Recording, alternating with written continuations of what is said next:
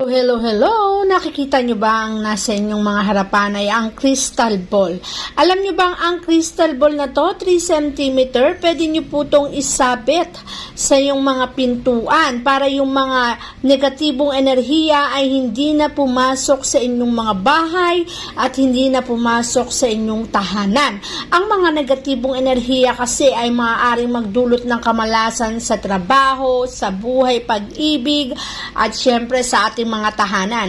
Ngunit kung meron kayong nakasabit na crystal ball, ang mga kamalasan na yan ay maiiwasan po natin. Napakagandang magsabit ng crystal ball, iwas malas, pangpaswerte sa negosyo, pag-ibig, pagbaswerte sa tahanan, para sa ganon ay napakaraming blessing ang pumasok sa ating mga buhay at nang tayong lahat ay swertihin at magkaroon ng maraming blessing at pagkakataong